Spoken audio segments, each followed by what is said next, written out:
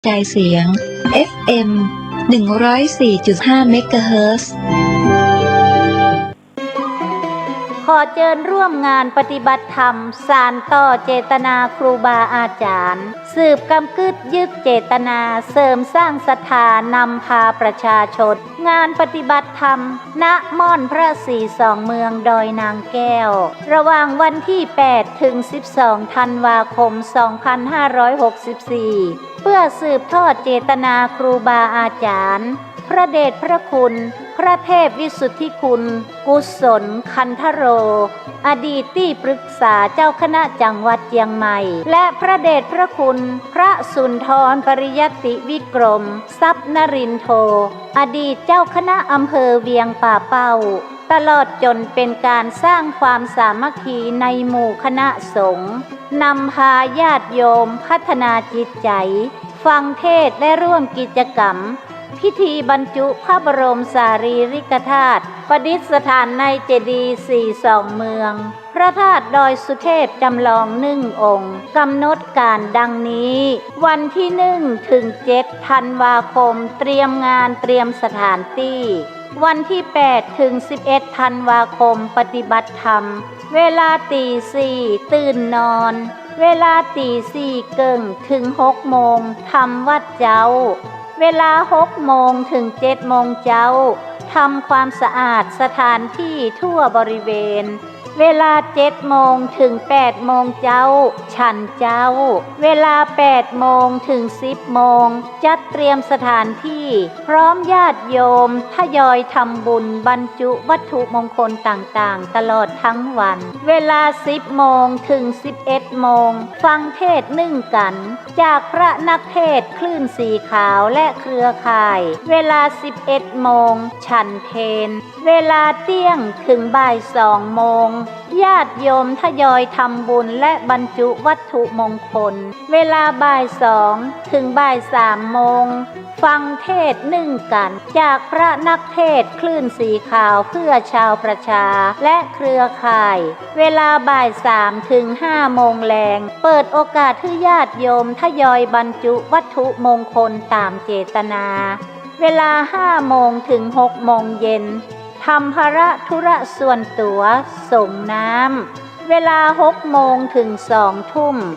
ทำวัดสวดมนต์เจริญจิตภาวนาร่วมกันเวลา 2 ทุ่มถึง 4 ทุ่ม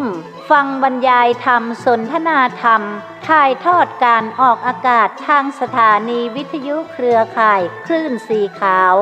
23 สถานีทั่ว 8 จังหวัดภาคเหนือและระบบออนไลน์เฟซบุ๊กคลื่น 104.50 วัดฝ่ายหินแม่ข่ายเวลา 4 ทุ่มพักผ่อนจำวัดวันที่ 12 ธันวาคม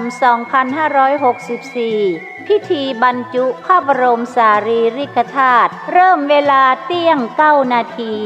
จึงขอเชิญชวนทุกท่านได้ร่วมพิธีตามวันเวลาดังกล่าวเพื่อบุญกุศลและสร้างสิ่งยึดเหนี่ยวจิตใจแก่ผู้คนทั้ง2 จังหวัดบนเส้นทางเจียงใหม่เจียงไฮ้ณม่อนพระเจ้า42เมืองดอยนางแก้วขอเชิญชวนทุกท่านไปร่วมบุญทั่วกันเน้อเจ้า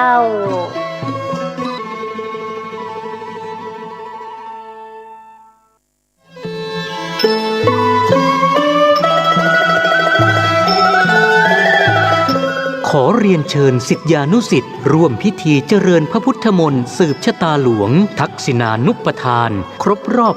34 ปีการมรณภาพพระครูวรเวทวิสิทธิ์หรือครูบาธรรมชัยธรรมชโยครบรอบ107 ปีชาตการวันอาทิตย์ที่ 26 ธันวาคม พุทธศักราช 2564 กำหนดการโดยย่อดังนี้ 9:30 นาทีพระเถระเจริญพระพุทธมนต์สืบชะตา 10:30 นาทีประกอบพิธีทักษิณานุปทานครบรอบ34 ปีมรณกาลหลวงปู่ 11 นาฬิกาถวายเครื่องไทยทานภัตตาหารเพลแด่พระสงฆ์ 12:30 นาทีมอบทุนการศึกษาให้นักเรียนจำนวน100 ทุน ขอเชิญร่วมเป็นเจ้าภาพ 1. เครื่องไทยทานถวายแด่พระสงฆ์ชุดละ 1,500 บาท 2. เจ้าภาพทุนการศึกษาทุนละ500 บาท 3. เจ้าภาพภัตตาหารโรงทานตามศรัทธาติดต่อร่วมบุญได้ที่พระครูวิสิทธิ์บุญญากรเจ้าอาวาสหรือพระสมศักดิ์ปัญญาวโรรองเจ้าอาวาสบัญชีธนาคารกรุงเทพสาขาตลาดแม่มาลัยเลขที่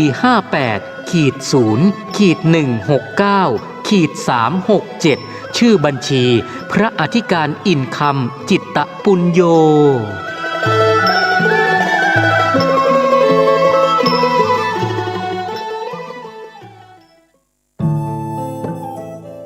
ท่านกำลังติดตามรับฟังสถานีวิทยุกระจายเสียงพระพุทธศาสนาแห่งชาติและสังคมคลื่นเพื่อการศึกษาพระพุทธศาสนาและวัฒนธรรมระบบ FM 104.5 เมกะเฮิรตซ์รายการต่อไปเป็นรายการคดีโลกคดีธรรม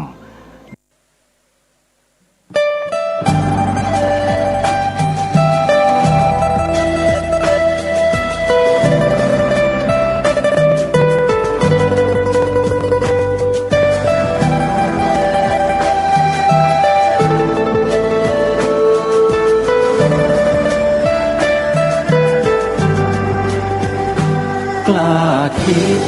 ก็ต้องกล้าทำอย่ากลัวถ้าทำความดีเป็นศึกษาปัญหาให้ทันท่วงทีเมืองไทยจะพัฒนากว่านี้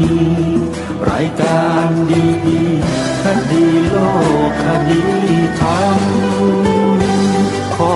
รำพันบรรยายความคิดเครื่องหมายแห่งสีทั้งสามงามถนัดขาวคือบริสุทธิ์สีสวัสดิ์หมายพระไตรรัตน์และธรรมะคุ้มจิตไทยแดงคือโลหิตเราใสซึ่งยอมสละได้เพื่อรักษาชาติศาสนาน้ำเงินคือสีโสภาอันจอมประชาถ้าโปรดเป็นของส่วนองค์จัดริ้วเข้าเป็นไตรรงค์จึงเป็นสีธงที่รักแห่งเราชาวไทยทหารอวตารนำไปยงยุทธวิชัยวิชิตก็ชูเกียรติสยามประเทศไทยที่เจริญมั่นคงมาได้จนถึงทุกวันนี้มิได้เกิดขึ้นจากความหวาดกลัวอย่างคลาดเขลาแต่บรรพบุรุษไทยของเราทุกยุคทุกสมัยล้วนแต่มีความกล้าหาญและชาญฉลาดปกป้องเอกราชสร้างชาติให้เกิดความมั่นคงโดยมีธงแห่งพระไตรรัตน์เป็นเครื่องนำชัยจึงเป็นที่มาที่ไปของรายการคดีโลกคดีธรรมกล้าคิดก็ต้องกล้าทำอย่ากลัวถ้าทำความดีเป็นศึกษาปัญหาให้ทันท่วงทีเมืองไทยจะพัฒนากว่านี้รายการดีๆคดีโลกคดีธรรมรายการดีๆคดีโลกคดีธรรม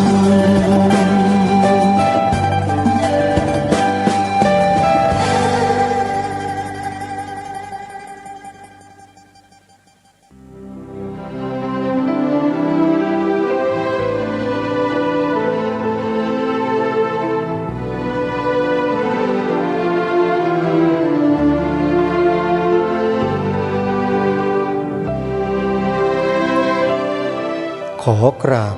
ถวายความนอบน้อมแด่พระรัตนตรัยถวายความเคารพพระมหาเถระพระเถรานุเถระทุกท่าน ขอความสุขความเจริญในธรรมจงบังเกิดมีแด่ท่านสาธุชนที่กำลังติดตามรับฟังรายการจากสถานีวิทยุแห่งนี้ทุกท่านขอนำท่านผู้ฟังเข้าสู่รายการคดีโลกคดีธรรม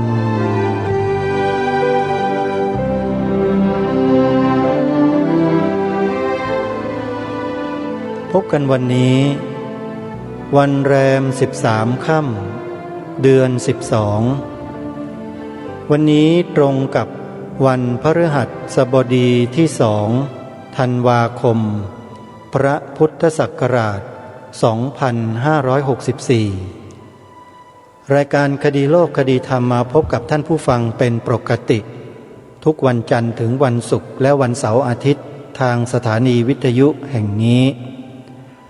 ท่านผู้ฟังสามารถดาวน์โหลดแอปพลิเคชันสมาพันธ์สื่อวิทยุพระพุทธศาสนาอาเซียนเพื่อติดตามรับฟังรายการนี้และรายการธรรมะดีๆจากสถานีวิทยุพระพุทธศาสนาแห่งชาติได้ทุกวันสำหรับข่าวประชาสัมพันธ์ในเบื้องต้นของรายการก่อนที่จะนำเทปธรรมบรรยายอีกชุดหนึ่งของพระอาจารย์มหาสมมาเปิดให้แก่พวกเราได้ฟังกันวันที่3ถึงวันที่6ธันวาคมนี้จะมีงานปฏิบัติธรรมเพื่อถวายเป็นพระราชกุศลแด่องค์พระบาทสมเด็จพระบรมชนกาธิเบศรมหาภูมิพลอดุลยเดชมหาราชบรมนาถบพิตรเนื่องในวันที่5ธันวาคมของทุกปีที่วัดศรีอุดมวงศ์ตำบลศรีสงครามอำเภอวังสะพุงจังหวัดเลยตั้งแต่วันพรุ่งนี้วันที่3ธันวาคมขอเรียนเชิญเจริญพรศรัทธาสาธุชนญาติโยมที่อยู่ในจังหวัดเลยหรือจังหวัดใกล้เคียงมาขอศีลเพื่อบวชเนกขัมมะถือศีล8แล้วก็เข้าร่วมปฏิบัติธรรมกันวันแรกภายในวัดศรีอุดมวงศ์เริ่มตั้งแต่วันพรุ่งนี้วันที่3ธันวาคมเป็นต้นไปสำหรับงานสำคัญของกิจกรรมนี้อยู่วันที่4ธันวาคมจะมีกิจกรรมต่างๆในช่วงกลางวันและในช่วงกลางคืนจะมีการแสดงธรรมไปตลอดทั้งคืนจนถึงรุ่งเช้าของวันที่5อาตมาภาพก็จะเดินทางไปร่วมกิจกรรมในครั้งนี้ด้วยสำหรับท่านใดที่จะร่วมทำบุญสนับสนุนกิจกรรมนี้ให้ท่านสาธุชนโทรศัพท์เพื่อร่วมบุญได้โดยตรงที่วัดศรีอุดมวงศ์หมายเลขโทรศัพท์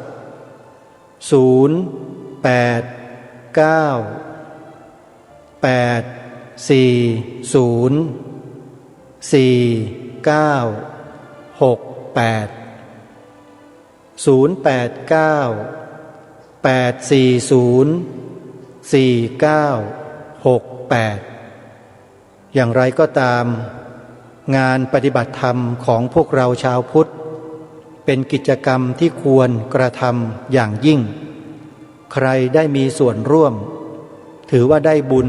อย่างมากในงานเผยแผ่พระพุทธศาสนา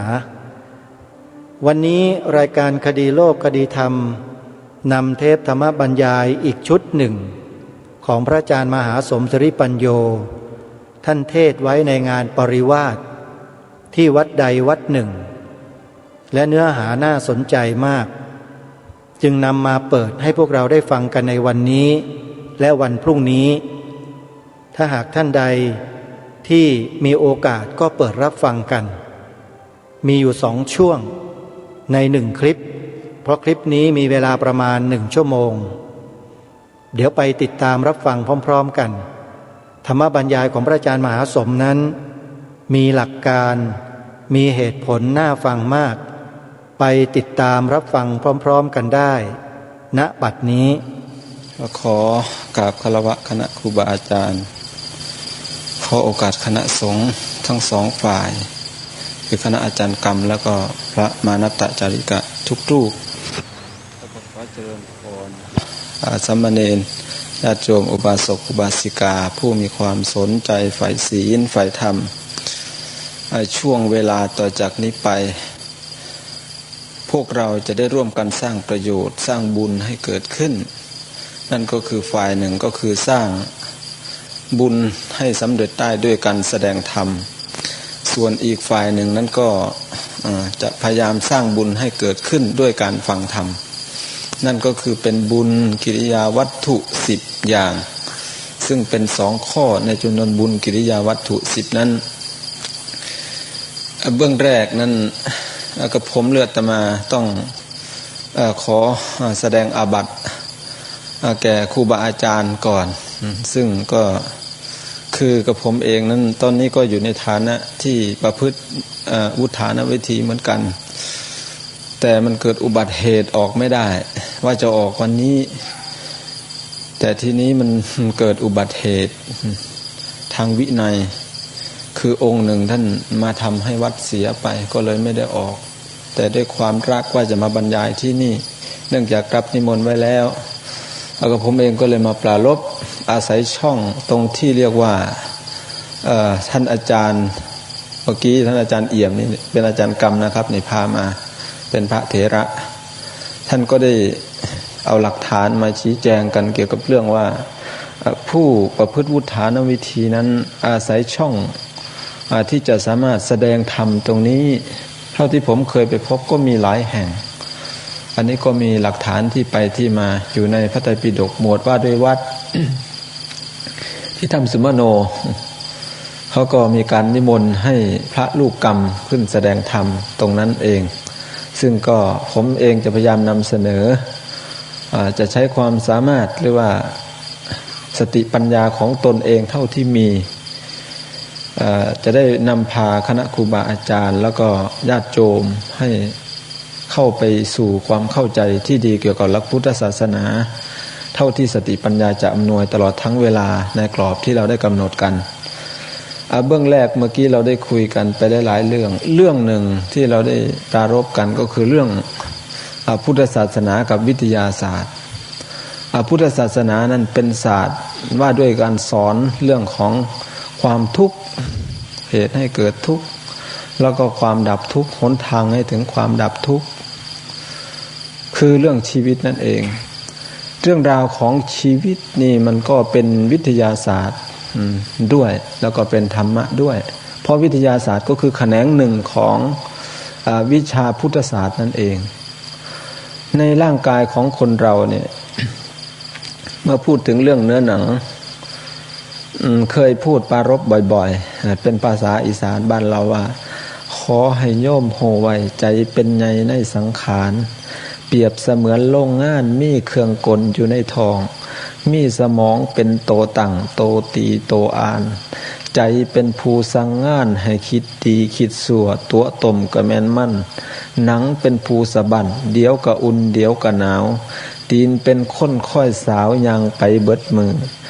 เอ็นเป็นค้นค่อยยื้อค่อยดึงค่อยจองมือเป็นผู้ถือของถือขนมข้าวต้มถือมีดปังพองเขียงเลือดเป็นค้นซอยเลี่ยงสอบแลนไปตามเอ็นตาเป็นค้นค่อยเห็นสิ่งผอมหรืออ้วนลิ้นเป็นค้นค่อยม่วนหวานข้าวเขาบักม่วงล่งหอดสวงเม้นเอากลัวผู้ใดก็คือล่ำใสอันนี้คือย่อๆพูดถึงเรื่องร่างกายสังขารของเราคือที่พูดมาเมื่อกี้หมดเลยตั้งแต่เส้นผมลงไปถึงเล็บคือสังขารร่างกายนักวิทยาศาสตร์ท่านบอกว่า DNA ของคนเราเนี่ย DNA ในโครโมโซมของเซลล์ในร่างกายมนุษย์คนหนึ่งเนี่ยเอามาต่อกันให้ปลายมันจดปลายจะได้ความยาว 1,600 พันล้านกิโลเมตรคือยาวจากนี้ไปดวงอาทิตย์กลับไปกลับมา600เที่ยวจากโลกเรานี่ไปดวงอาทิตย์กลับไปกลับมาเนี่ย600เที่ยวนั่นคือ DNA มนุษย์มันซับซ้อนถึงขนาดนั้นแล้วทีนี้ในร่างกายเนี่ยที่มันมากมายขนาดนี้เนี่ยมันมีสิ่งหนึ่งที่ปนอยู่สิ่งนั้นเรียกว่าใจจิตมโน สังขารวิญญาณสัญญาแล้วแต่จะเรียกนามหรือเรียกเป็นอาการก็คือใจอันเดียวนั่นเองที่บอกว่าใจมีเท่านั้นเท่านี้ดวงนั่นคือเขาเรียกตามอาการของจิตใบไม้มันก็มีอย่างเดียวแต่อาการของใบไม้หล่นลงมาเนี่ยมันมีหลายอาการใบใหม่หล่นใบใหม่อยู่ทั้งก๊กใหม่นะเขาเรียกว่านามพอใบใหม่หล่นลงมาเนี่ยมันมีอาการเขาเลยเอ่ยอาการของใบใหม่นั่นเป็นสื่อต่างๆไปอันนี้คือเรื่องของจิตคือเรื่องของใจคือเรื่องของมโนความซับซ้อนในร่างกายนี้มันมีจิตปนอยู่เมื่อมีจิตปนอยู่การบริหารชีวิตจึงเกิดขึ้นถามว่าเทวดามีจิตหรือไม่เทวดาก็มีจิตคนเราก็มีจิตแต่ระบบการฝึกฝนนั้นมนุษย์เราจะได้เปรียบตรงที่มนุษย์นั้นไม่ได้เสวยวิบากเพียงอย่างเดียวแต่มนุษย์ได้เสวยกรรมนี่มีหน้าที่แก้ไขผมอยากจะยกตัวอย่างให้เห็นนะครับรถไขลานรถคันหนึ่งเป็นรถไขลานอีกรถคันหนึ่งนั้นเป็นรถมีโชเฟอร์ขับมีคนขับรถที่มีโชเฟอร์ขับนั้นเราสามารถจะทำให้มันได้ตามความพอใจของผู้ขับแต่รถไขลานนี่มันทำได้ไม่มากเท่ากับรถมีคนขับหรอกพวกเทวดานี่เปรียบเสมือนกับรถไขลานเปรียบเสมือนกับรถไขลานคือพวกนี้เขาจะเสวยวิบากการได้จะทำกรรมเหมือนมนุษย์นี่เขาทำได้น้อยเพราะว่าในโลกของเทวดานั้นความเพียบพร้อมไปด้วยนาบุญของเขาไม่มีว่าง่ายๆว่าเทิงสวรรค์บ่มีวัดบ่มีพระสิไปทำบุญก็ต้องลงมาในโลกมนุษย์อันนี้คือระบบการบริหารชีวิตมนุษย์เราได้เปรียบตรงนี้ที่นี่เรานี่ในฐานะที่เกิดมาเป็นมนุษย์บางคนก็ยังมัวหมกมุ่นมัวเมาประมาทไม่บริหารชีวิตของตนปล่อยให้ชีวิตของตนลอยไปวันๆหนึ่งพวกเราในฐานะที่เป็นนักประพฤติวัดปฏิบัติธรรมพากันมานั่งอยู่ตรงนี้หากเรามองถึงแง่ของความประโยชน์นี่ถ้าพระพุทธเจ้าท่านมองเห็นท่านก็ต้องสาธุการให้ว่านี่คือผู้ที่จะตัดกระแสของวัฏสงสารมันมีคำพูดอยู่เป็นภาษาอีสานบ้านเราว่าให้ผ้ากันทำบุญสร้างกุศลท่านอยู่ทรงไว้ถ้าเป็นหม่องเพิงบัดว่าตายหมอดหมวยตายทิมเขาโล่งสงสารเป็นหม่องโข่งเหย้าไก่บ่เห็นฟังปลายบ่มีบอนอย่างสิเห็นตนบอนจังใดขืนสาเสียบ่ได้สิคอยคำกลางทางให้ผ้ากันทำบุญขามว่นไหว้เผาให้ผ้ากันบำเพ็ญขามว่นไหว้เผาไหว้หนุ่มสาวยาสีมั่วเมาเล่นหลงกลปลาน้ำแทงขอบฟ้าเป็นสีแดงไปบ่ถึงฟังฝุ่นที่จมจ่อยอยู่เคิงทางอัปปกาเตมนุเสสุเยชนาปารคามิโนในหมู่มนุษย์ทั้งหลายบุคคลที่ถึงฝั่งแห่งพระนิพพานมีน้อยนักอะทายังอิตราปชาตีระเมวานุทาวติบรรดาหมู่มนุษย์เหล่านั้นส่วนมากวิ่งเลาะอยู่ตามฝั่งในนี่เองนี่ยาสีมั่วเมาเล่นหลงคนปลาน้ำแทงขอบฟ้าเป็นสีแดงไปบ่ถึงฝั่งฝุ่นที่จมจ่อยอยู่เคิงทางใดนี่บางคนจะเป็นอยู่อย่างนี้เมื่อมีการฝึกฝนเมื่อมีการบำเพ็ญให้ชีวิตของเราเจริญงอกงามก้าวหน้าไปบางคนเขาก็ไม่สนใจเพราะนั่นคือเขาไม่ได้บำเพ็ญมาตั้งแต่ในอดีตชาติอันนี้เองคือความแตกต่างอยากจะยกตัวอย่างให้ฟังเพียงตัวอย่างหนึ่งคือความง่วงนอนความง่วงนอนนี่มีอย่างน้อย3 สาเหตุความง่วงนอนเนี่ยที่บอกว่าอย่างน้อยนะคือมันมี4แต่4นั้นโดยอนุโลมเขาพูดไว้ในอัตถกถาแต่โดยหลักมันไม่ได้อยู่แห่งเดียวนะครับต้องอาศัยความจดจำเวลาเราพบคือความง่วงอันแรกนั้นมาจากนิวร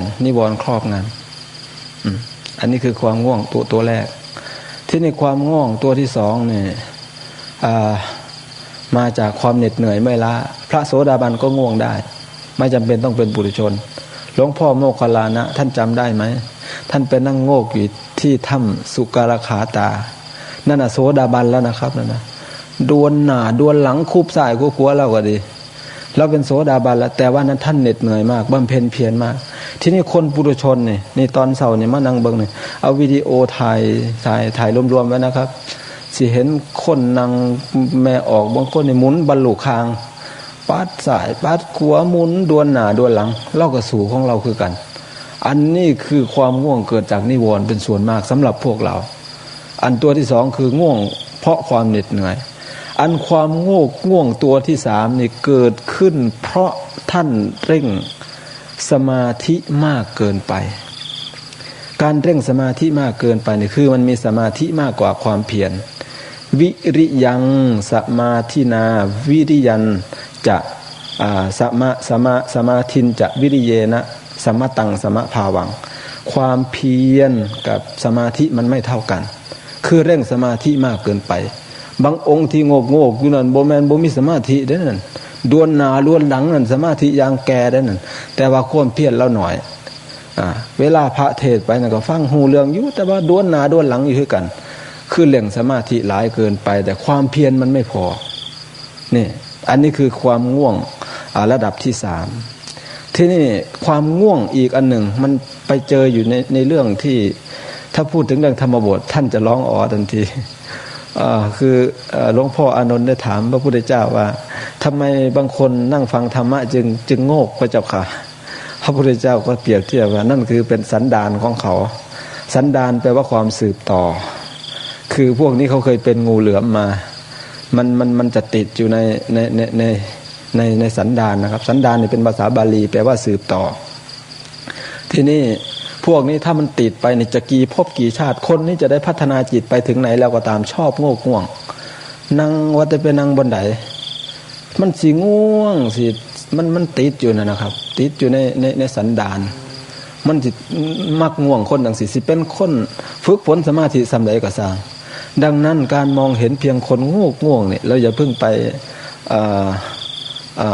ตีโพยตีพายหรือว่าอย่าเพิ่งไปทึกทักเอาว่านั่นน่ะคนนั่นน่ะถูกนิวรณ์ครอบงำเสมอไป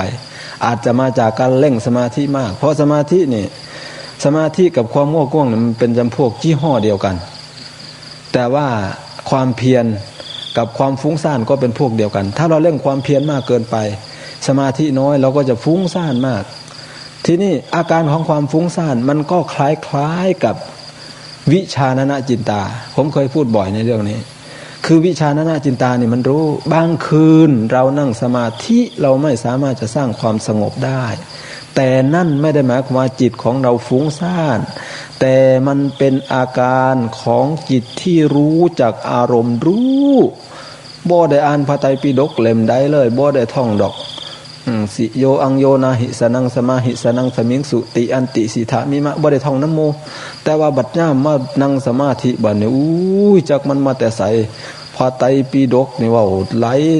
วิมุตตินี่ครับนี่เพื่อนเข้ากรรมด้วยกันเนี่ยมีองค์หนึ่ง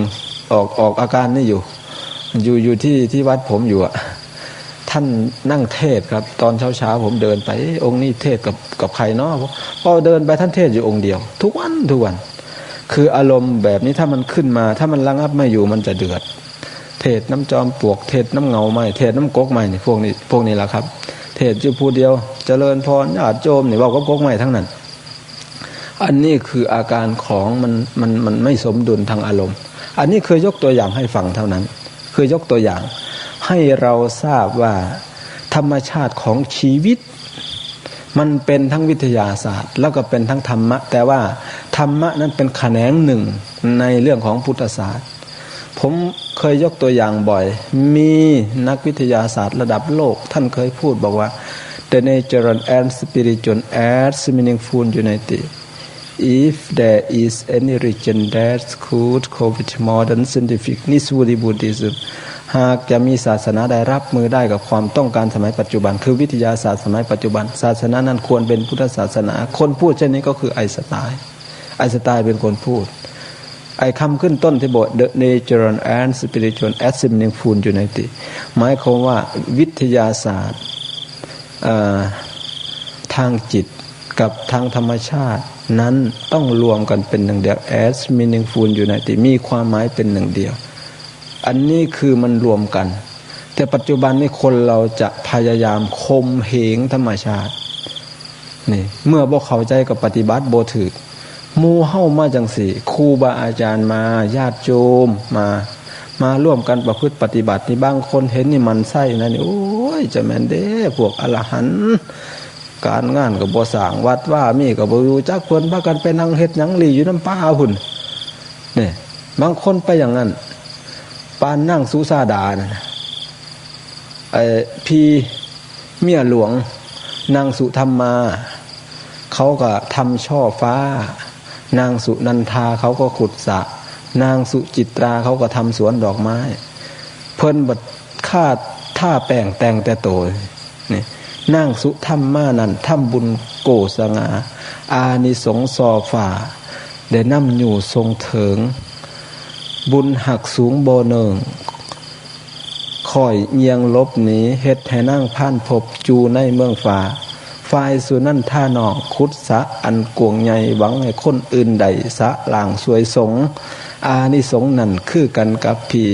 ย้อนว่าสร้างความดีจังได้มีบ่อนใดเน่าอย่างอยู่สวรรค์ส่วนจิตตาหนองนั่นมุ่งใส่ทางสวนม่วนผกาสอนหมู่พม่อนบินตอมพ่วงพย่อมชื่นมั่นปลาเหลืองอลามพ่วงมะลิสอนหอมกัวเข้าใส่กันอานิสงส์ตั้งแต่นั้นอยู่ทรงตามโตเฮ็ดให้ถึงเมืองแม่นหมู่เทพาหลอมให้ค่อยซ่อมดูหนาสุชาดาผู้ประมาทข้าแต่ตกแต่งโอเยี่ยงหนาซอกแต่เงาเริ่มแต่เศร้าหอดบายอัสดงข้าแต่หลงเงาตนแต่งตาท่าแปลงแง่งทั้งสายทั้งหัวมือทั้งขัวมือหอยซ้ำบัดว่าตายเฮ็ดให้อานิสงส์นั่นเฮ็ดให้ไปเกิดจูปาเขานั่งเข่าเมาเป็นนกเจ้าอยู่ริมหนองตาหักมองเลี้ยวหาหมูป่าซิวอ่าวขาเหี่ยวๆทกโถยก้นน้อยท้องพลตาเลือดตนสุสาดาหนองละผู้ท่าแปลงแต่งแต่โตอันนี้หมอลำเพิ่นว่าเพิ่นบ่ได้สนใจแม่งหยังโอ้ยผัวเฮ็ดก็คือเมียเฮ็ดนั่นล่ะได้คือกันเพิ่นว่ายุให้ผัวเฮ็ดบุญผู้ใดเจ้าของอยู่เฮือนท่าแปลงแต่งแต่โตอันนี้ก็เหมือนกันมองดูญาติโยมผู้ชายนี่มีไม่เท่าไหร่แต่ว่าญาติโยมผู้หญิงนั้นมีเยอะ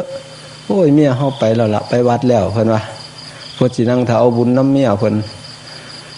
บ่ลงมาวัดญาติโยมผู้ชายสิบ่คอยลงมาวัดสิปล่อยให้โยมผู้หญิงลงมาโอ้ยเพิ่นอ้างแต่เพิ่นไปหาปลามาอ้างตั้งแต่ไปหากับเขามาแล้วให้ผู้เมียลงบ่ฮู้ว่าเจ้าของไปเฮ็ดบาปผู้หญิงบัดนี้เอาบุญจังซั่นผู้หญิงจึงได้ไปสวรรค์หลายนี่หมู่เฮาประพฤติปฏิบัติธรรมนี่ก็ล่ะผู้ยินดีในบุญของตนผู้ยินดีในบุญของตนดังญาติโยมที่เป็นสตรีเนี่ยได้โอกาสตรงนี้ดังนั้นจึงไปเกิดเป็นเทวดามากมายกว่าเทพบุตรเพราะผู้ชายนี่มีความประมาทอยู่ตรงนี้มากนี่อันนี้คือเรื่องของการพัฒนาจิตใจหรือว่าความขาดตกบกพร่องของสังคมทีนี้เราจะวกเข้ามาในถึงส่วนของที่ได้ปลารภถึงเมื่อกี้ก็คือเรื่องของขันธ์ห้าก็คือเรื่องของกายรูป เวทนาสัญญาสังขารวิญญาณทำไมจึงนำเรื่องนี้มาปรารภเพราะนี่มันเป็นแกนกลางของการพัฒนาชีวิตทีนี้ส่วนเรื่องธรรมที่จะเอามาพัฒนาชีวิตนั้นเดี๋ยวเราจะได้ฟังเป็นลำดับต่อไปทีนี้เรามาสร้างความเข้าใจตรงนี้กันก่อนมันมีใจมีจิตมีตัวหัวขั้วมีตัวหัวข้วนหัวขั้วที่เราจะต้องประพฤติปฏิบัติมนุษย์เรานั้นมีใจเป็นแกนกลางแผนพัฒนาเศรษฐกิจและสังคมแห่งชาติทุกฉบับหลังๆมานี่ 2-3 ฉบับนี่เน้นเป้าไปที่การพัฒนาบุคคลแต่เขาเขียนไว้เฉยๆแต่ไม่ได้นำเอามาปฏิบัติแม่ออกอยู่ทั้งหลังนั่นเห็นเพิ่นอบรมธรรมปฏิบัติธรรมบนไหนไปซุ่มนี่บ่ฮู้ดอกว่าเขาเขียนจังไดแผนพัฒนาเศรษฐกิจและสังคมแห่งชาติบ่เคยฮู้แล้วก็บ่เคยได้ฟังถึงฟังอาจจะบ่ฮู้ แต่ว่าที่มาจังสี่เนี่ยมันเป็นบุญของตนเองเป็นการปรารภขึ้นของตนเองนะเป็นการปรารภขึ้นของตนเองอันนี้คือบุญของเราคือบุญเก่าของเรานั่นเองคำว่าบุญเก่าต้องเข้าใจนะครับไม่ใช่ว่าเราจะไปโยนให้อนาคตหรือว่าโยนให้ปัจจุบันแต่จริงๆมันก็ไปจากการกระทำปัจจุบันนั่นเองทีนี้ถ้าหากคนใดไม่มีบุญอันนี้บางคนเห็นไหมครับฆ่าคนแล้วหนีตำรวจไม่ถูกจับติดคุกตลอดทีนี้คนประเภทนี้นี่หนีคุกได้แต่พอไปเกิดอีกชาติใหม่คนบริสุทธิ์ติดคุกท่านคงจะทราบดีนั่นน่ะซุ่มนี่ถูกใส่หลายติดคุกได้บัดเนี่ยคือซุ่มหนีนั่นเองหนีคุกนะครับหนีคุกตั้งแต่กี้มันบ่พ้นได้เนี่ยเกิดมาเดี๋ยวมันก็ถูกใส่ร้ายดังนั้นท่านจึงเห็นคนที่บริสุทธิ์ถูกใส่ร้ายติดคุกเยอะแยะไปนั่นก็เพราะว่าหนีรอดตั้งแต่ก่อนแล้วก็ฆ่าตัวตายชิงฆ่าตัวตายก่อนบ่ให้ตำรวจจับเขาคุกฆ่าเจ้าของจังซี่คือมีความผิดแต่ไม่ยอมรับผิดนี่มันหนีไม่รอดอันนี้เรามองเห็นเป็นรูปธรรมนะครับแต่ถ้าเราจะไปโยงถึงว่าเหตุผลว่ามันเป็นอย่างนั้นอย่างนั้นเราจะอ้างได้อย่างไงว่าเหตุผลถูกใส่ร้ายติดคุกนี่มาจากกรรมประเภทนี้อันนั้นเป็นอีกเรื่องหนึ่งเราต้องไปสู่รายละเอียดกันเข้าไปลงไปสู่รายละเอียดกันอีกทีหนึ่งอันนี้คือเรื่องของกรรมทีนี้ในส่วนที่เราจะพัฒนารูปเวทนาสัญญาวิญญาณเนี่ยเราพัฒนาส่วน4ตัวเนี่ยพัฒนาส่วน4ตัวก็คือเวทนาสัญญาสังขารวิญญาณส่วนร่างกายนั้นเรามีเสมอเหมือนกันหมดเรามีเสมอเหมือนกันหมดมีสังขารคือกันมีปากมีตามีหูคือกันเบิดแต่สิ่งที่เราจะพัฒนาได้นั่นคือใจนั่นคือใจใจอันนี้มันมีอยู่4ห้องใจของฉันนั่นมีอยู่4ห้องห้องที่1ห้องที่2ห้องที่3ห้องที่3แล้วก็มีห้อง4ตามสรุปความใจฉันมี4ห้องใจ4ห้องที่เฮาได้ยินที่เอาไปมอบให้กันในวัน14กุมภาพันธ์วาเลนไทน์นั้นห้องที่1คือสัญญาเวทนาห้องที่2คือสัญญาห้องที่3ก็คือสังขารห้องที่4คือวิญญาณบางคนเคยได้ยินเขาว่าใจ4ห้องใจ4ห้องได้ยินมาโดนแล้วบ่ฮู้ว่าใจ4ห้องคือมันหยังนี่ล่ะ4ห้องตัวนี้ล่ะเวทนาสัญญาสังขารวิญญาณเฮามาพัฒนาใจ4ห้องให้มือใดตื่นขึ้นเฮาก็ปัดกวด4ห้องนี่ให้มันสะอาดเอาแจกันดอกไม้เอาโต๊ะหมู่เข้าไปตั้งไว้แจกันดอกไม้ตั้งไว้นิมนต์ให้พระพุทธเจ้ามานั่งใจเฮาเทิง4ห้องสู่มือใจ4ห้องของเฮานี่มันบ่ได้มีพระพุทธเจ้านั่งอยู่บ่ได้กวดบ่ได้ปัดทำความสะอาดมันหกเข้าไปห้องแรกนี่ก็บ่มีแม่งหยังมีแต่เรื่องอดีตจังมันเพิ่นจำได้หลายมือใดเคยไปขูดไปเกากกใหม่อยู่บนใดมือใดเคยไปนํเอาเลขน้ำครูบาอาจารย์มันสิเข้าไปห้องแรกในห้องสัญญาเนี่ยมันสิเจอแต่อันมุนี่พ่อซากปักหักพังพ่อตั้งแต่โพยเลขที่ซื้อบ่ถูกทิมละเกะละกะเต็มห้องเลยพ่อเรื่องผู้นั้นเคยด่ากูเรื่องผู้นี้เคยเว้าพื้นกูมันจะเจ็บมันเก็บเอาไว้ในห้องแรกนี่ห้องสัญญาเนี่ยทีนี้สัญญาตัวนี้อยากจะปรารภตรงนี้หน่อยให้พวกเราทราบว่าสัญญานั้นมันจะมีอยู่4ข้อเคยปรารภแต่ว่าบางท่านไม่เคยฟังและยังไม่เคยได้ฟังดังนั้นเพื่อให้เกิดความสมบูรณ์ความเข้าใจเราก็ไม่น่าจะมองข้ามประเด็นการพูดซ้ำประเด็นตรงนี้ก็จะได้นำมาปรารภให้ฟังสำหรับบางท่านที่ยังไม่เคยได้ฟังคือเรื่องสัญญาของเราเนี่ยมันมีอยู่4ระดับนะระดับ1นั้นเขาเรียกว่าหีนะภาคียสัญญาระดับที่2ก็คือเรื่องของทิฏฐิภาคียสัญญาระดับที่3ก็คือวิเศษภาคียสัญญาที่4นั่นก็คือนิพเพทะสัญญาก็คือนิพเพทะก็คือนิพเพทะพลารามอันเดียวกันนะครับนิพเพทะแปลว่าชำแรกสัญญามีส่วนในการชำแรกกิเลสทีนี้สัญญาตัวแรกหีนะภาคียสัญญาเนี่ยคือสัญญาที่จำได้แต่สิ่งที่ไม่ดีไม่งามทั้งหลายญาติโยมมาที่นี่ที่บางคนจดจำสิ่งที่ไม่ดีไม่งามได้เราก็จะจำเอาแต่สิ่งที่ไม่ดีมาด้วย บางคนอาจจะจดจำโอ้ยกลับออกไปเนี่ยมันจบหรือยังเนาะเรื่องนั้นในโทรทัศน์ที่เราเคยดูมาอยู่ที่นี่10 วันกลับไปเนี่ยบ้าต้องจบแน่ๆรีบลาเขาไปก่อนก็มีจะไปให้ทันละครเรื่องนั้นอันนี้คือหีนะภาคิยสัญญามันจะจำได้แต่ส่วนที่ไม่ดีนี่บางคนก็จดจำเอาแม้กระทั่งแผ่เมตตาให้คนที่เราไม่ชอบก็ไม่แผ่ไม่ลงมันสิจดจำมันสิจำให้ได้นะมันสิจำให้ได้อันเรื่องบดีนะมันสิปล่อยบ่ได้คันผู้ผัวเว้าจังสั่นจังสี่ก็โอ้ยจดจำเอาจนว่าจำไว้ลงทุนเขียนไว้ย่านหลงมันครับมือนั่นมือนี่มันว่ากูจังสี่กูสิบ่ลืมกูสิบ่ลืมเป็นเด็ดขาดเวลาไปเดินจงกรมที่วัดผมอยู่ครับ ที่อยู่ปริวาสตอนนี้เวลาออกเดินจงกรมมันจะสองข้างทางมันจะเป็นต้นยูคาลิปต้นยูคาลิปนี่คนชอบไประบายเขียนโอ้ยมีเบิดเหล็กโตได้2โตล่างโตบนเขียนหน่อยน้ำกกยูคานะครับถ้าเขียนให้ไผเบิ่งหมดอันบัดนี้ก็ไปฮอดเขาก็เห็นเป็นรูปหัวใจสอนเสียบทะลุ2หัวใจติดกันอ่อนตอนไว้ใบไม่ได้รักแม่มหรอกแต่รักคนเขียนนั่นแหละเปิดว่าในต้นยุค่านะผมก็เดินอ่านดูเวลาอาจารย์กรรมเขาให้พักก็เดินเลาะดูโอ้ดีเด้สัญญาคนนี่มันสัญญาเร็วๆมันเป็นอย่างนี้คือมันจะไปปรากฏออกครับมันจะไปปรากฏออกตรงนั้นตรงนี้นั่นคือการประกาศให้มันระบายครับคือระบายสัญญาเก่าที่มันมีออกไปแต่เป็นหีนะภาคิยสัญญาคือสัญญาจำได้แต่สิ่งไม่ดีนะสิ่งบ่ดีนี่สิ่งดีบ่จำเวลาเราสอนให้ลูกศิษย์ลูกหาท่องหนังสือหนังหานี่ท่องบาลีนี่ไม่ค่อยจำแต่พอมีเพลงมีอะไรเนี่ยจำได้เร็วเพลงนี่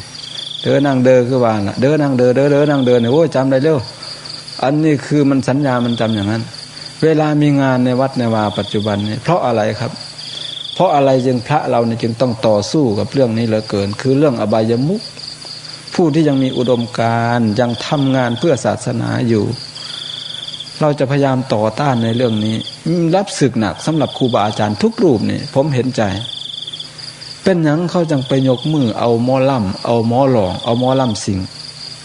ย้อนว่าสัญญาตัวนี้เขาสิจำได้แต่สิ่งที่บ่ดีนี่คันไผมีสัญญาตัวนี้มานำเนี่ยสิพัฒนาธรรมบ่เจริญดังนั้นเวลาเรามานั่งสมาธิเราก็เพื่อมากัดกร่อนสัญญาตัวนี้ให้มันขาดให้มันหลุดให้มันหมดไปเพื่อจะไปสู่สัญญาตัวสูงขึ้นไปอันนี้คือเรื่องของความจำมีพระเถระองค์หนึ่งท่าน คิดถึงอดีตของท่านคือท่านอดข้าวนานมากท่านอดข้าวนานมากวันนั้นท่านก็เกิดทุกขเวทนามากท่านอดจนตายนะครับท่านก็คิดถึงว่าโอ้อดีตชาติเราเนี่ยเคยบำเพ็ญกรรมฐานข้อไหนเนาะมาท่านก็คิดถึงได้สัญญาเก่าของท่านเนี่ยเป็นไปในทางที่จะชำแรกกิเลสนิเพทภาคิยสัญญาสัญญาที่จะนำพาให้บุคคลนี้ชำแรกกิเลสได้ท่านก็คิดถึงว่าโอ้เราได้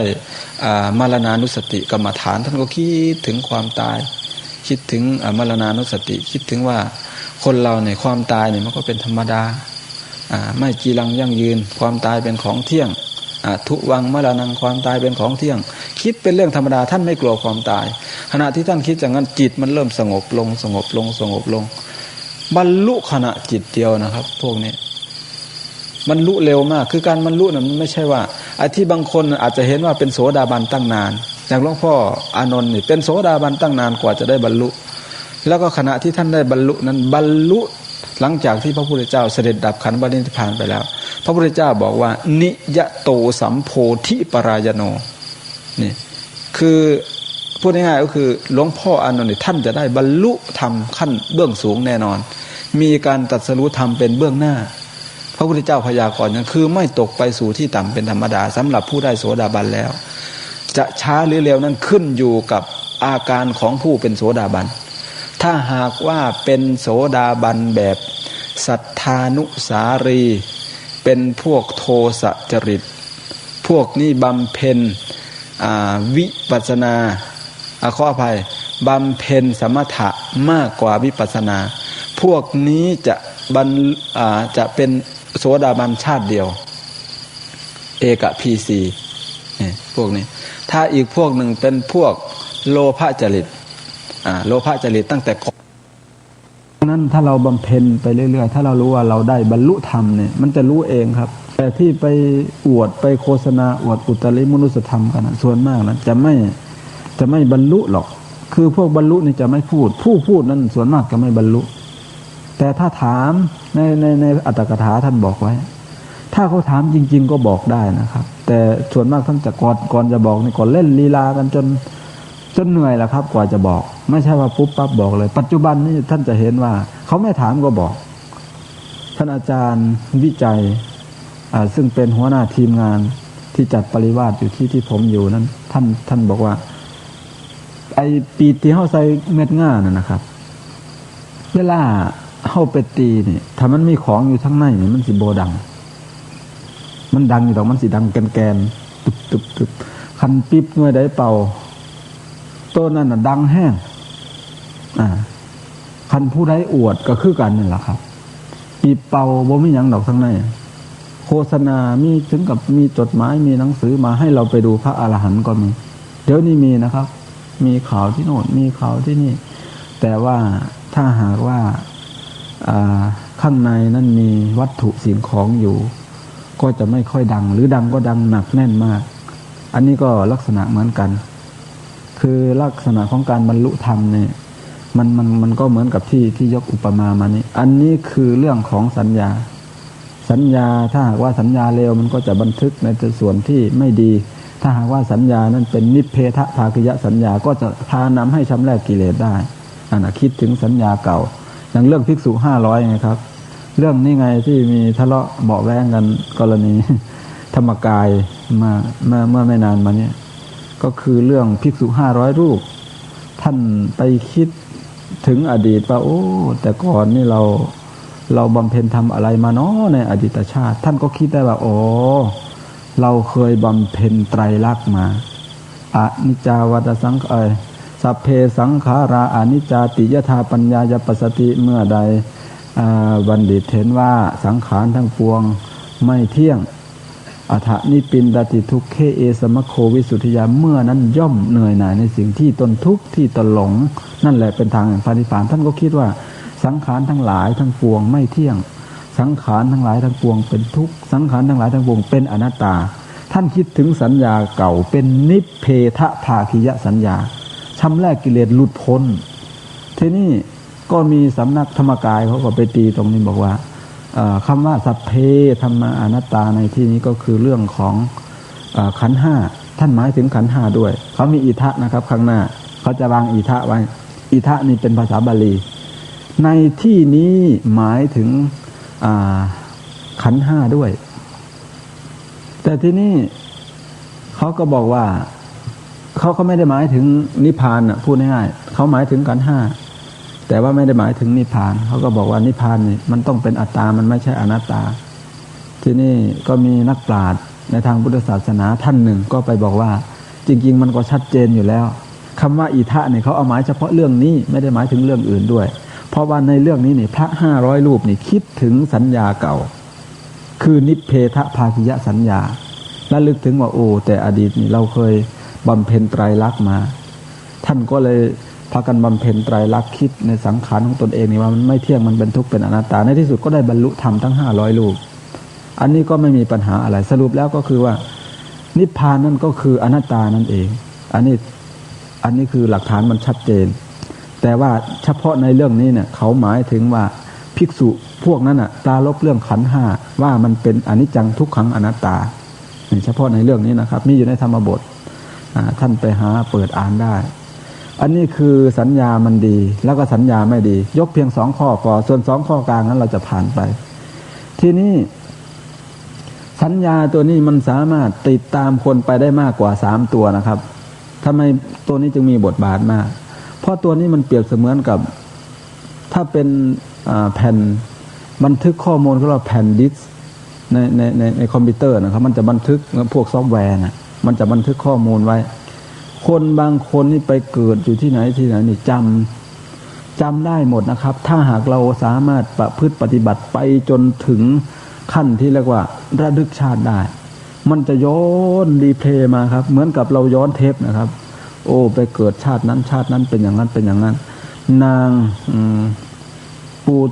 ปูชิกาปฏิปูชิกาเทพธิดามาเกิดในโลกมนุษย์แล้วคืดหอดผัวเราลงมาเล่นสวนดอกไม้น้ำกันผัดกกไม้กกในเมืองสวรรค์น่ะมันกกไม้มันสูงแน่เล่าผัดไปงามมอมันน่ะตกเทวดากับตกกกไม้เป็นนะครับเทวดาตกกกไม้ตายครับจุติเทวดาตายเขาเอิ้นเทวดาจุติแล้วมาเกิดในโลกมนุษย์บัดนี้เราทำบุญไว้หลายเนาะมาเกิดเป็นผู้หญิงได้ผัวในโลกมนุษย์ครับได้ผัวได้ลูกมีอายุ100 ปีครับกลับขึ้นไปหลังจากเราก็คือถอดแต่ผัวเราละได้ผัวในโลกมนุษย์สัญญาตัวนี้มันก็คือถอดผัวเราโอ้ยผัวกูอยู่จังไดน้อนี่เนาะพ่อเราตายลงในภพมนุษย์นี่เราก็กลับขึ้นไปจุติมองเก่านั่นแหละครับนี่สัญญามันจำได้พ่อโวขึ้นไปวันนี้ใหญ่เลยนะครับพวกนี้เป็นพวกโอปปาติกะเกิดขึ้นจะใหญ่เลยโตเลยพ่อโวขึ้นมาหมู่แล้วถามมึงไปไสมาวังนั้นว่าซั่นเข้าเดียวเขาได้ครับ100 ปีในโลกมนุษย์นี่เดียวนี่ไปไสมาวังนั้นว่าซั่น100 ปีนะครับ100 ปีในโลกมนุษย์ผ่านไปอันนี้มันเรื่องของจิตใจจับนะครับจับคำพูดที่ผมพูดมาเมื่อกี้คือเรื่องของจิตใจไอ้คำว่า100 ปี1,000 ปี10,000 ปีนี่คือเรื่องของจิตใจมันเร็วไม่เท่ากันไอ้ความที่เราเข้าสมาธิเนี่ยทำไมพระพุทธเจ้าจึงบอกว่าสมัยก่อนนู้นคนอายุยืน 80,000 ปีสมัยพระพุทธเจ้านามว่าสิขีวิปัสสีแล้วก็สิขีเวสภูอายุ 80,000 ปี 70,000 ปี 60,000 ปีเป็นหยังอายุจังหลายปานนั้นคนเราเนี่ยครับเวลาเราฝึกฝนสมาธินี่เนื้อ หนังของเราเนี่ยมันสามารถเป็นไปตามอำนาจของใจได้เวลาพระมีอิทธิฤทธิ์มากๆนี่หลวงพ่อโมคคัลลานะสามารถเหาะขึ้นไปสู่พรหมโลกได้นี่ยาวะพรหมโลกากาเยนะวัดสังกาเยนะวัดสังวัตติสามารถยังกายไปตลอดพรหมโลกได้เอาร่างหยาบๆเหาะไปนำได้กายที่ได้พึกผลสำนีสามารถจะให้มีอายุยืนได้ผมรู้สึกหดหู่อยู่อย่างหนึ่งปัจจุบันนี้มนุษย์เราจะมาแข่งขันเรื่องธรรมชาติอันแพะครับแพะเป็นสัตว์สีเทามันเสื่องกันกับผัวมันกับเมียมันแพะนะครับอันนี้ใส่ภาษาสัตว์มันอยู่น้ำกันเอาบอกยังไงเนาะสิใส่คำว่าเสื่องมันก็คือสิโผดไปเอาเป็นว่ามันอยู่น้ำกัน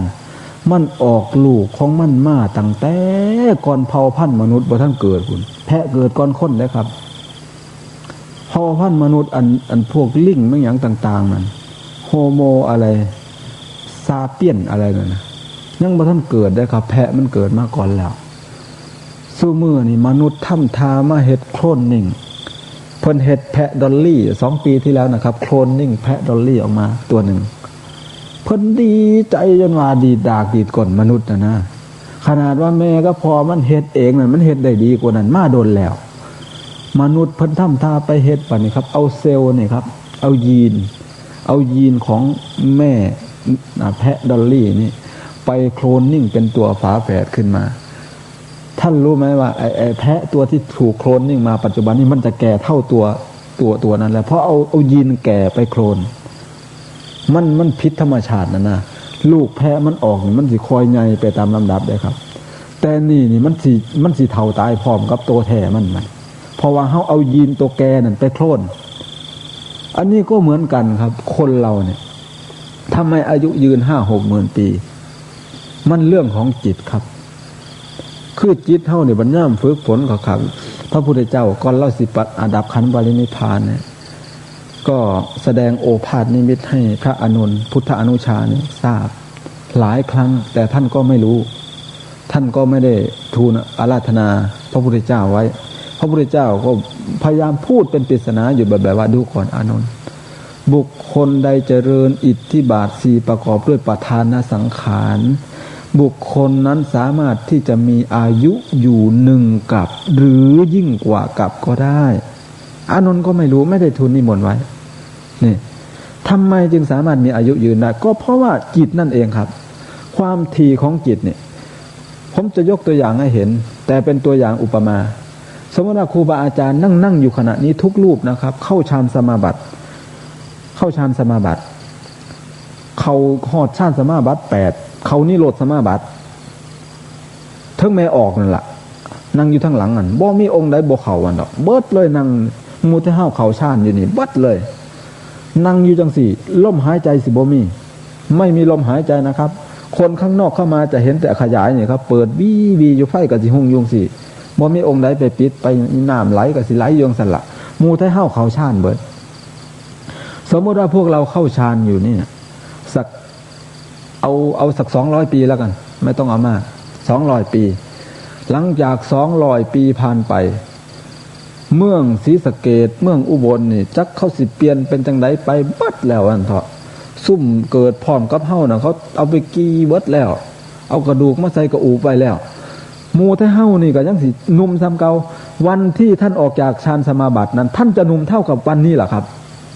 มันสิหนุ่มซ้ำเก่าเบิดเนื้อหนังเฮาสิคือเก่าเบิดคนใดอายุเท่าไหร่ก็เหมือนเดิมแต่ว่าสิ่งหนึ่งที่จะหายไปก็คือจีวรมันผุไปเบิดซุ่มแต่เฮาสินั่งเปื่อยเบิดเลยนี่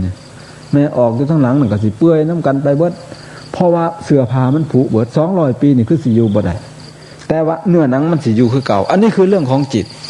มันเป็นเรื่องความถี่ของจิตตามทฤษฎีของ Back to the Future ของไอน์สไตน์มันก็เขียนไว้คล้ายคลึงกันมากครับแต่อันนั้นมันเป็นความเร็วเทียบเท่าแสงบุคคลใดทำความเร็วได้ไวเท่าแสงบุคคลนั้นจะทรงตัวสินุ่มอยู่สิถอยไปสมมติว่าเซียว2 คนหมอหนึ่งไปขึ้นย่านอพอลโลไปขึ้นอพอลโลไปทรงกันอายุ50 ปีซ้ำกันอพอลโลลำนั้นทำความเร็วได้ไวซ้ำแสงเวลาผ่านไป10 ปีทั้งย่านนะครับทั้งย่านอพอลโลนะกลับลงมาโลกมนุษย์กลับลงมาเซียวตายแล้วตายไปจักว่าไปทางไหนหมอนั่นนุ่มลงนะครับ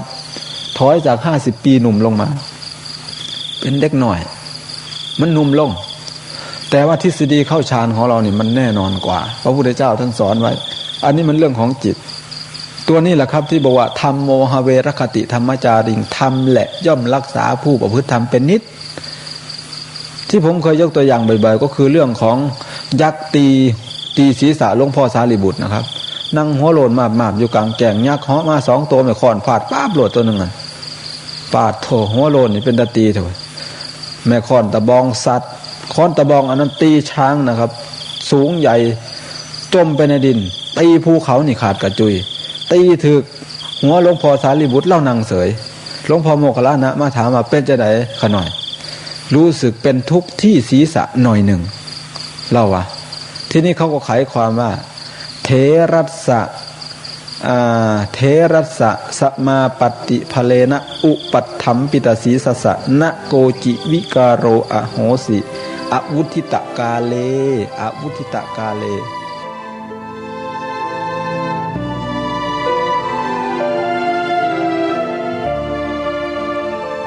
ท่านสาธุชนทุกท่านเวลาของรายการของเราหมดลงในช่วงนี้ธรรมบรรยายชุดนี้ยังเหลืออยู่พรุ่งนี้อีกวันหนึ่งเดี๋ยวเรามาติดตามรับฟังย้อนกลับไปนิดนึงเกี่ยวกับเรื่องของพระสารีบุตรนะฮะที่ถูกยักษ์ตีด้วยกระบองเดี๋ยวเรากลับย้อนไปฟังในวันพรุ่งนี้จนจบวันนี้เวลาหมดลงแล้วอาตมาภาพต้องขอสมมุติยุติรายการไว้แต่เพียงเท่านี้ไว้พบกันใหม่ในวันต่อไป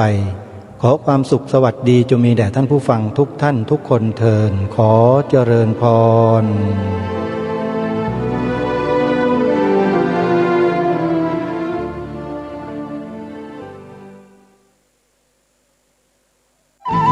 ที่จบไปแล้วนั้นเป็นรายการคดีโลกคดีธรรมดำเนินรายการโดยพระครูปลัดณรงค์ฤทธิ์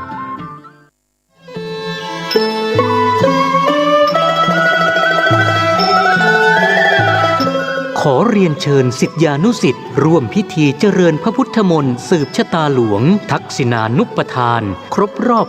34 ปี การมรณภาพพระครูวรเวทวิสิทธิ์หรือครูบาธรรมชัยธรรมชโยครบรอบ 107 ปีชาตการวันอาทิตย์ที่ 26 ธัน